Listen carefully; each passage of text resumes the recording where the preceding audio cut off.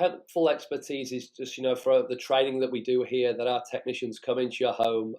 They explain things in a very clear and concise way, so that they can be helpful, of course. The expertise comes from the training we do with the guys, both in-house and on the job, and the trainings we send them to. So I think that combined, our technicians' experience, as well as being patient, clear and concise with our clients, is how we can provide that helpful expertise to them. I think for us, obviously, it's quite simple. I think it's just making our clients more comfortable in their own home. We get to go out each day, and we remind the guys that obviously we're there to help. If people are too hot or too cold or what have you, our job is to make sure we solve those issues for them. Obviously, it's never always straightforward or super easy. There's obviously things that come up from day to day that provide challenges.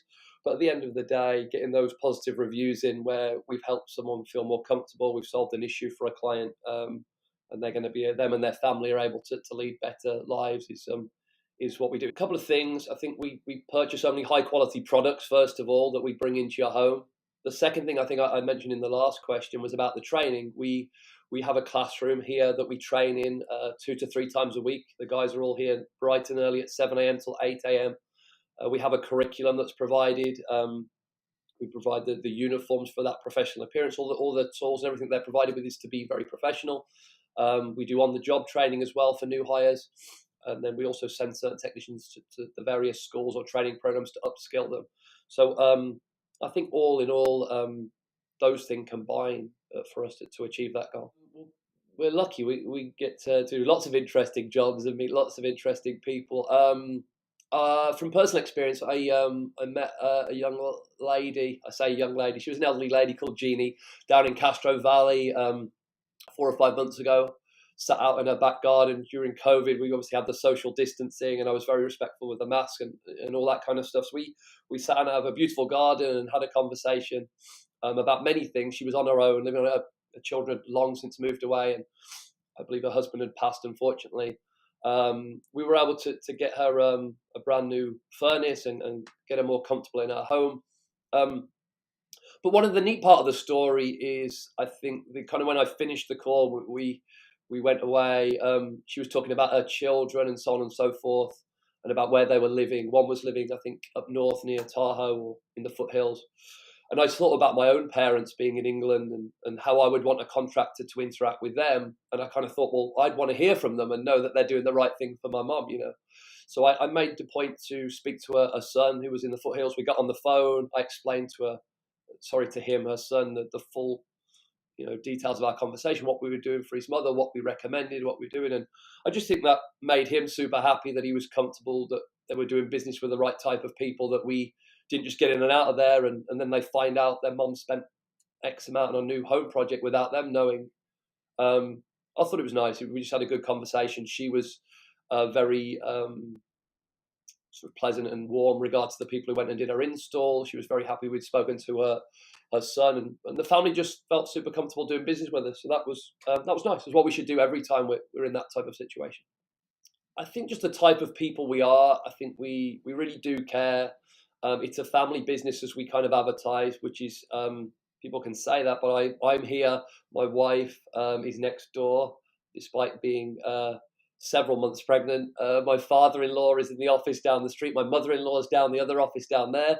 And then the rest of our employees, we try to treat as our extended family here. We have, 7, 8 professional installers, 8, 9, 10 technicians and comfort advisors. So and the office staff themselves. So we try to be personal. We're a real family business. So we may not get everything always perfectly right, but once we find out about the issues, we will do everything we can to resolve them, because we really care. It's our livelihoods, right, are on the line. We have to provide great customer service and do the right thing. We can't afford not to. The reality is that all heating and air conditioning companies are somewhat similar. We all provide very similar services, types of products, but some are owned and operated differently. I think I talked about, we're a family-owned business, how we operate and we care, that personal care and attention, I think really has to separate us.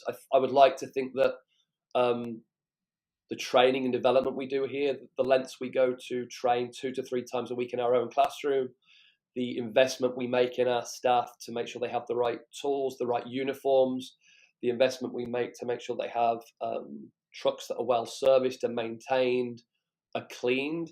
I do truck inspections every Tuesday to make sure our guys' trucks are clean and we look professional. Because you look professional, you act professional. That's the goal of what we're trying to do here.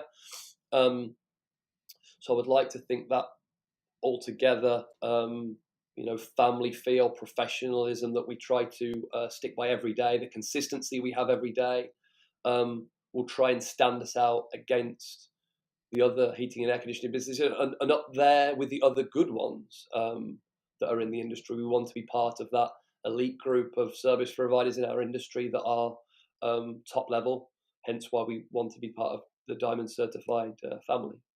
That's good. I wanted to actually talk about my wife, if I could. So I think it's kind of a unique situation. My wife, was here at the very beginning of the business. She went out of high school as a veteran. She was an Air Force vet. She was in the Air Force for 4 years, lived in Korea, Washington, so forth. So she served for a country, which is great. I think veteran-owned businesses here are super important. She's also now a partial owner in the business with her father-in-law. So being a female part owner in a heating and air conditioning business, I think you're in somewhat of a minority there. There's not many, I would guess, in that. So it's the fact that it's a family-owned business but shared with a veteran, a female owner, as well as Brian, who's been in the industry for 30 plus years and knows all the nuts and bolts of the industry, whom we learn from day to day. I think that's really good. She's been here through, had her first child working here, is about to have our second child, and he's still working away, and hopefully gets a full maternity leave this year. Despite being a family business, you've got to be here when you've got to be here, so it's a challenge. But I think having that strong female presence in a very male-dominated industry is another point of difference for us, and another point of interest perhaps for our clientele.